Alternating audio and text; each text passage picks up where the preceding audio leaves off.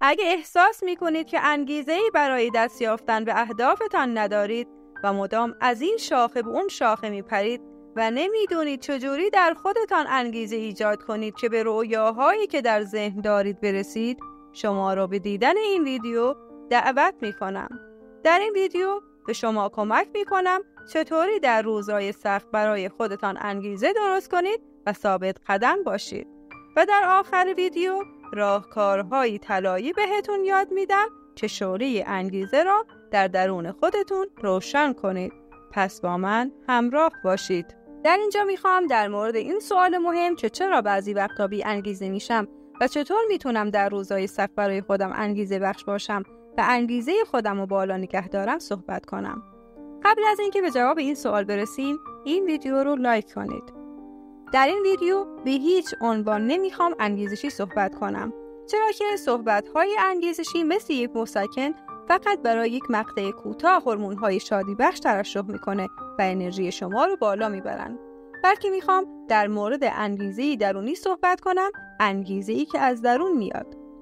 تو روزهای سخت اغلب مردم بی انگیزه میشن و با خودشون میگن این همه درس بخونم که چی؟ این همه کار کنم آخرش چی؟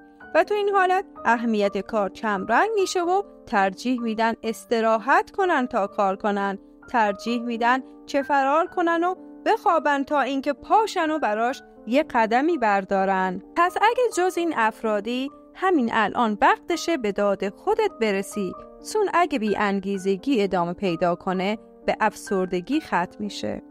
حالا میخوایم بپردازیم به عواملی که باعث میشن ما بی انگیزه شیم و ثابت قدم نباشیم. اولین عامل بی هدفیه و یا این که هدف داریم ولی به اشتباه برای خودمون انتخابش کردیم. وقتی هدف مشخصی نداری، خب واضحه که حرکت نمی کنی و انگیزه‌ای برای انجام کاری نداری. فکر کن ببین، آیا الان هدفی داری؟ آیا میدونی سال آینده این موقع دقیقاً کجایی و میخوای به دستاوردهایی برسی؟ یا اینکه هدف اشتباهی داری؟ خیلی وقتا ما هدف داریم ولی هدف سوزان و معناداری برامون نیست و میایم اهدافی رو انتخاب میکنیم که مورد تایید اطرافیان ماست، مثل انتخاب رشته، مثل انتخاب شغلی که بقیه ازش درآمد زیادی دارن و اصلاً خود ما هیچ علاقه‌ای به اون هدف نداریم. پس وقتشه به خودت بیایی و ببینی به چی علاقه داری و هدف با اشتیاق سوزان تو انتخاب کنی و براش قدمی برداری. دومین عامل که باعث بی انگیزگی میشه اینه که خودتو به اندازه کافی نمیشناسی. نمیدونی چه ارزش‌هایی داری، نمیدونی چه نیازهایی داری و با چه چیزهایی خوشحال میشی. وقتی خودتو و توانمندی‌هاتو نشناسی، نمیدونی برای چی ساخته شدی و برای چه هدفی باید تلاش کنی. تا حالا شده واسه خودت وقت بذاری و ببینی تو چه کاری توانمندی و توانمندی‌هات چیا هستند؟ اگه نه، نگران نباشید. در آینده تو یک ویدیو کاملا بهتون آموزش خودشناسی رو میدم، چرا که یکی از مهمترین قدم‌ها برای رسیدن به موفقیته. عامل مهم بعدی که در ما باعث بی‌تحرکی و بی‌انگیزگی میشه ترسه. ترس از شکست، ترس از ریسک کردن، ترس از مسیر، ترس از مسخره شدن، ترس از قضاوت شدن. کار ترس اینه ما رو زنده نگه داره و تو منطقه امن نگهمون داره. پس با وجود ترس مسلماً حرکت نمی کنیم، چون وقت دستور میده که کار جدیدی انجام ندیم و ما هم شدیم برده مغزمونو بهش میگیم چشم. باید بدونیم خیلی از ترسایی که داریم واقعی نیستن، بلکه تصورات مغز ما هستن. این تمرین رو انجام بده. یک کاغذ بردار و شروع کن به نوشتن ترسات. بعد از نوشتن میفهمیم که خیلی از این ترسا اصلاً وجود ندارن و الکی بزرگشون کردیم. حالا از خودت بپرس چقدر احتمال داره اینا اتفاق بیفتن؟ اگه اتفاق افتادن میخوای چه کار کنی و چه راهکاری براشون داری؟ با این روش ترست کمتر میشه و از بین میره. عامل چهارم، به دنبال نتایج آنی هستیم. خیلیامون عجولیم و دوست داریم خیلی سریع به نتیجه برسیم و وقتی اتفاق نمیفته بی انگیزه میشیم. حالا راهکارش چیه؟ تمرکزتو از روی نتیجه بردار، صد خودتو بذار و تمام تلاشتو کن و همه توجهت به تلاشتو مسیرت باشه و از مسیرت لذت ببر. عامل پنجم وجود آدمای سمیع اطرافمونه. آدمایی که هر کاری که میخوایم انجام میدیم میگن نمیشه و ته دلمونو خالی میکنن. آدمایی که ما رو خوب نمیشناسن و هدفهای اشتباهی برامون تعیین میکنن.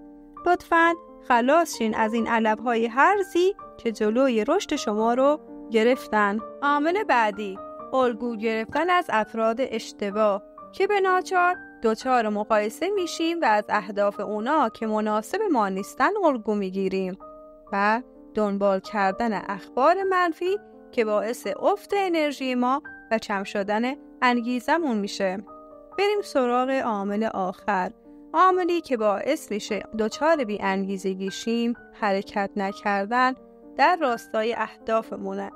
وقتی حرکت نکنیم ما هیچ نتیجه‌ای نمیگیریم و این بی حرکتی باعث فرسودگی ما میشه و این فرسودگی باعث بی انگیزگی میشه.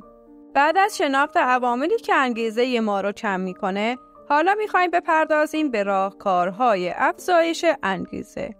قبل از اینکه به مبحث مهم افزایش انگیزه برسیم، اگه تا اینجا از ویدیو لذت بردید، لایک و سابسکرایب کنید.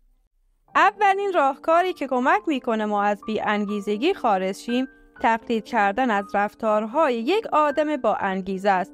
مثلا صاف ایستادن، لبخند زدن، محکم قدم برداشتن و انجام کارهایی که باعث بالا رفتن ضربان قلب ما میشه و هورمون‌های شادی و انگیزه رو در بدن ما ترشح میکنه، مثل دوش گرفتن با آب سرد و پیاده روی با حالت تند.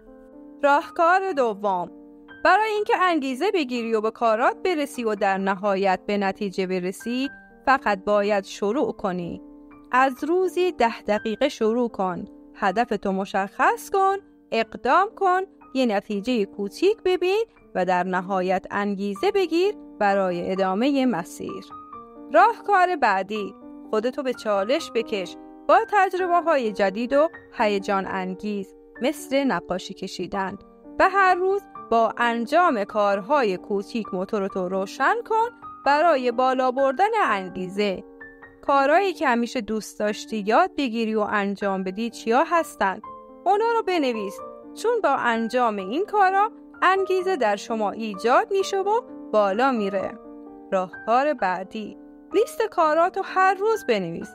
هر کدومو انجام دادی حتما کنارش یه تیک بزن تا انگیزت برای کارهای دیگه بیشتر شه و اگه 70% از کاراتو انجام دادی به خودت یه جایزه بده. و راهکار آخر، تجسم اهداف و آرزوهات. اگر در کنار تلاشات و برنامه‌ریزی درست تصویرسازی از رویاهات داشته باشی، معجزه میکنه. این کارو هر روز انجام بده تا کمک کنه حس و حالتون بهتر شه و انگیزتون بالا بره. حالا برام این زیر بنویس شما از چه راهکاری برای افزایش انگیزتون استفاده میکنید تا بقیه دوستانم از این راهکار استفاده کنند. برای اینکه به اهدافمون برسیم، بعد از اینکه انگیزمون رو بالا بردیم، باید یاد بگیریم چگونه تنبلی رو کنار بذاریم. در ویدیوی بعدی در موردش توضیح میدم، پس کلیک کن و حتما ویدیوی بعدی رو ببین.